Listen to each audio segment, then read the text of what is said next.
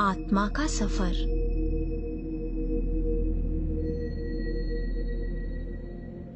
बहुत पहले, बिल्कुल शुरू में, समय के शुरू से भी पहले केवल परमात्मा था। परमात्मा के सिवाय और कुछ भी नहीं था। तब न आकाश था, न ग्रह, न ही सूर्य, चांद और सितारे। न इंसान था, न पशु, न पक्षी, न पेड़। कुछ भी नहीं था सिवाय परमात्मा के। वह परमात्मा नूर से भरा एक अद्भुत सागर था जिसे प्रेम कहते थे। उस विशाल सागर में नूर की लाखों करोड़ों बूंदें थीं जो गहरी नींद सो रही थीं। क्योंकि वे सो रही थी, इसलिए उन्हें इस बात का पता ही नहीं था कि परमात्मा कितना शानदार है, कितना नूर से भरा है। हर एक बूंद उस विशाल सागर का एक नन्हा सा हिस्सा थी। नूर की उस हर बूंद का नाम था आत्मा। तुम भी उन्हीं नन्ही बूंदों में से एक हो। कुछ समय बाद परमात्मा के दिल में आया कि दुनिया को बनाया जाए। उसने अपनी आवाज और रोशनी की एक जगमगाती लहर पैदा की और उससे सारी दुनिया की रचना हो गई। परमात्मा ने बनाए आकाश, ग्रह, सूर्य, चांद और सितारे। उसने बनाए पर्वत, वादियां और रेगिस्तान, समुद्र, झीलें, नदियां और नाले। यह दुनिया बड़ी खूबसूरत और शानदार थी, लेकिन इसका आनंद लेने के लिए इसमें कोई नहीं था।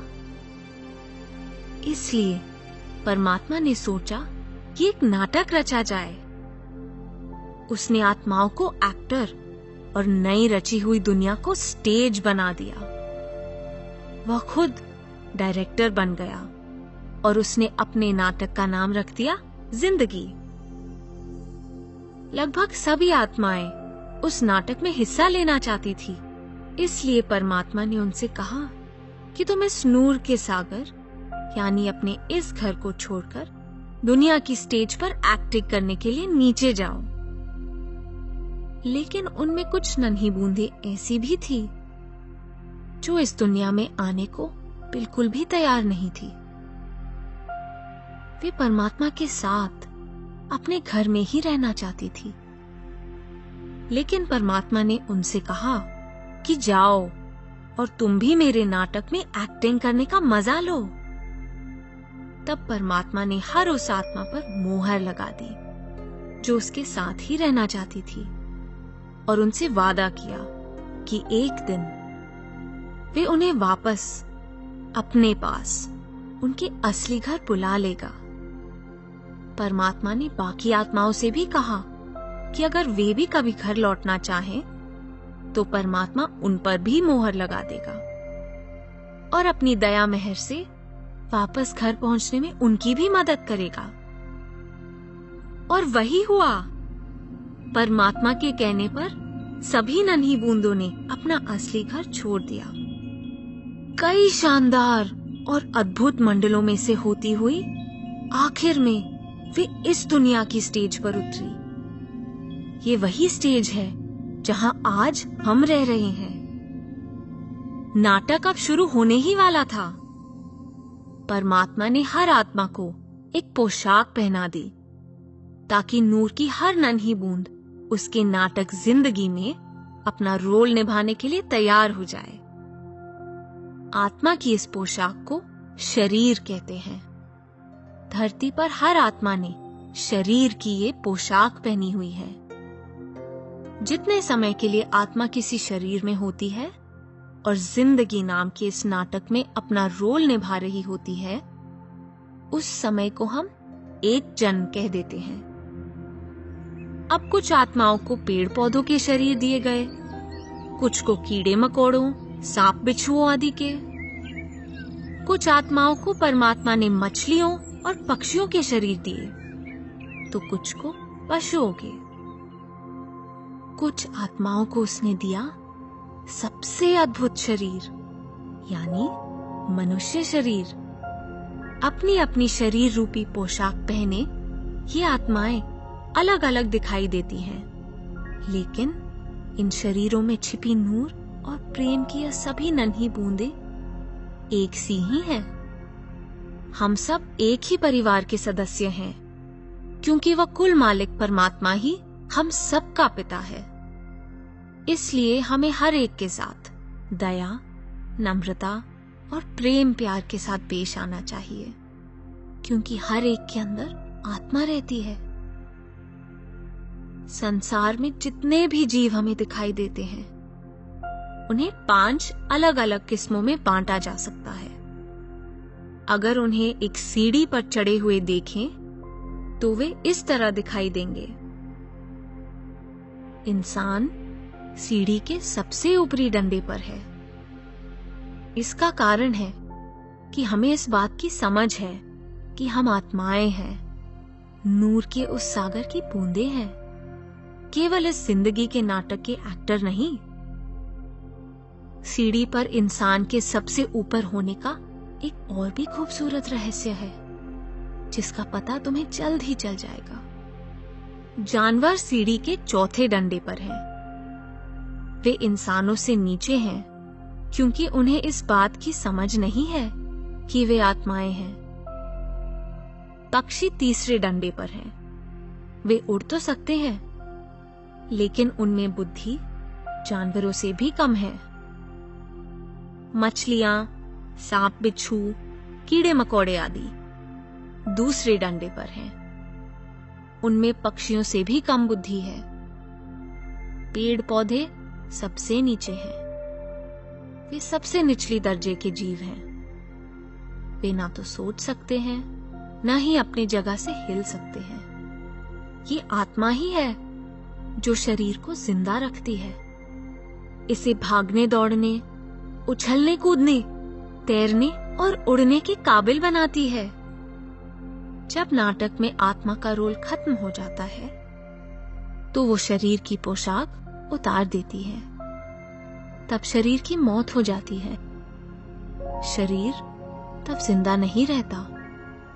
वह ना सांस ले सकता है, ना हिल डुल सकता है। लेकिन आत्मा की कभी मौत नहीं होती। तुम्हारी आत्मा परमात्मा के नूर की ही एक बूंद है, इसलिए असल में तुम हमेशा जिंदा रहते हो। क्या तुम जानते हो कि जब आत्मा शरीर की पोशाक उतार देती है, तब वो कहां जाती है? वह नए शरीर में एक नई जिंदगी शुरू करती है। उसे दुनिया की स्टेज पर एक नया रोल दे दिया जाता है। एक नई पोशाक पहना दी जाती है। इसी को जन्म कहते हैं। आत्मा किसी भी रूप में जन्म ले सकती है। हो सकता है कि एक जन्म में तुम सेब का पेड़ बन जाओ, तो किसी दूसरे जन्म में शेर या मछली की पोशाक पहनो।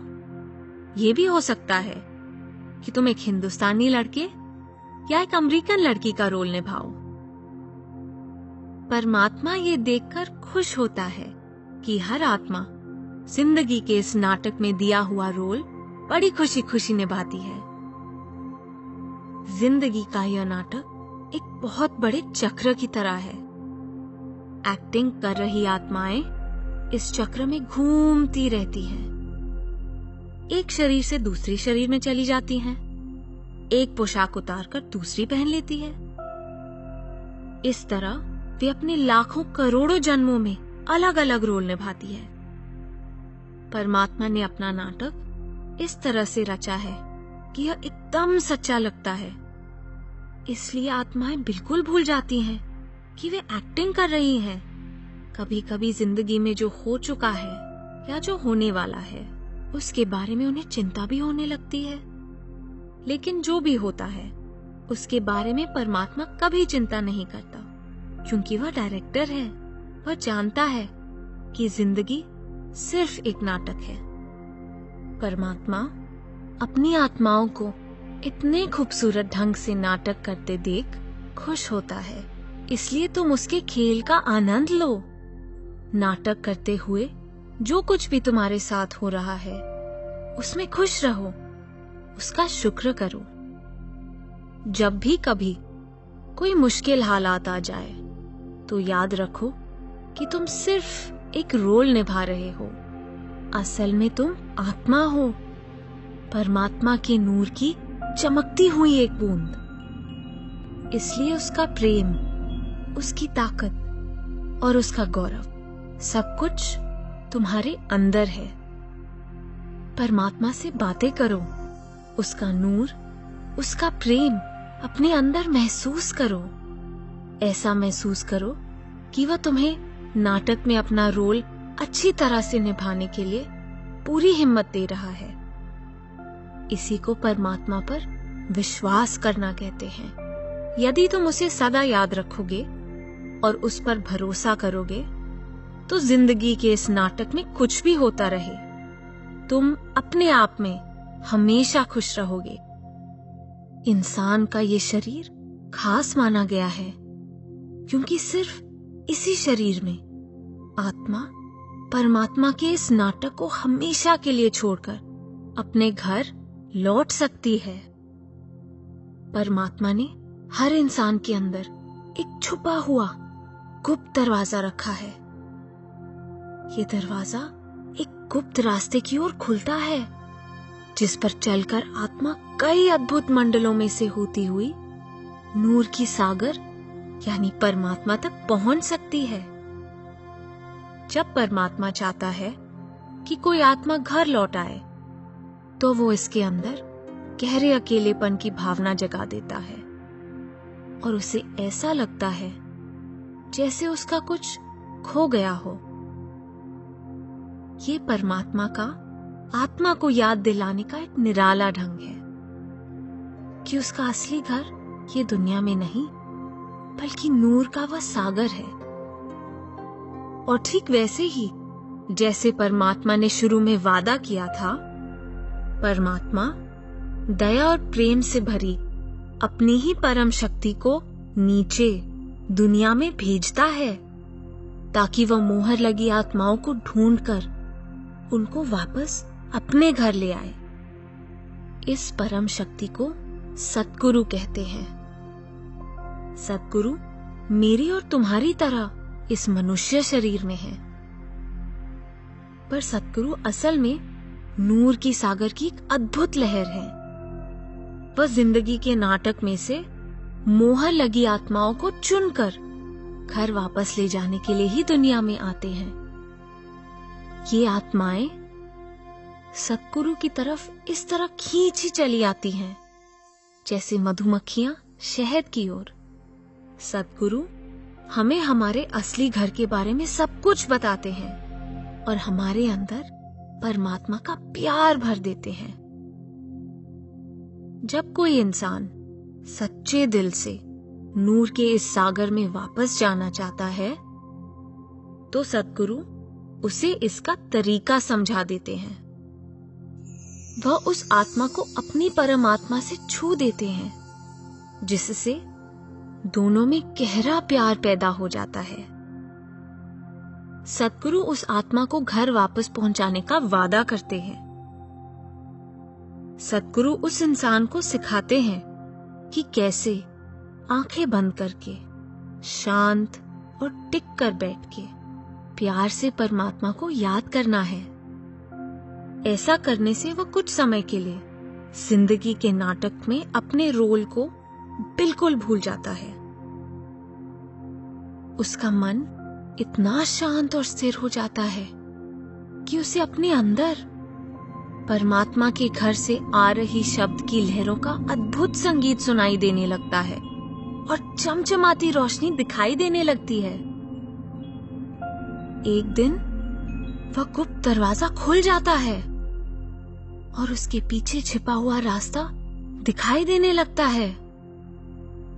आत्मा बेहद खुश हो जाती है और उसे पार करके सितारों से जगमगाती एक नए आकाश में आश्चर्य से भरी नई दुनिया में पहुंच जाती है। हर रोज आवाज और रोशनी के सहारे आत्मा उस गुप्त रास्ते पर आगे ही आगे बढ़ती चली जाती है और फिर रोशनी से जगमगाती इस मंडल में एक अजीब घटना घटती है। आत्मा को आश्चर्य से भर देने वाला एक नजारा दिखाई देता है। सतगुरु का जगमगाता नूरी स्वरूप, सिर्फ आवाज और रोशनी से बना स्वरूप। खुशी से नाचती हुई आत्मा उसमें समा जाती है। इस तरह सतगुरु के प्रेम की धारा में बहती हुई आत्मा अपने घर की ओर खींची चली जाती है। यह गुप्त रास्ता सतगुरु और आत्मा को अनेक शानदार दिव्य मंडलों में से ले जाता है और अंत में आखिरी मोड़ मुड़ते ही वे ऊपर क्या देखते हैं? दूर, बहुत दूर उनके घर की नूर की किरणें उनका स्वागत कर रही हैं। परमात्मा से मिलने के लिए बेचैन, प्रेम में डूबी आत्मा तेजी से आगे बढ़ती है, जब तक कि वह परमात्मा के दर पर नहीं पहुंच जाती। और फिर अचानक बिजली की कौंद के समान दरवाजा खुलता है। सतगुरु आत्मा को, उस नन्ही बूंद को फिर से नूर के सागर में लीन कर देते हैं, जहां परम पिता में समाई आत्मा हमेशा हमेशा के लिए सुख, शांति और आनंद से रहने लगती है।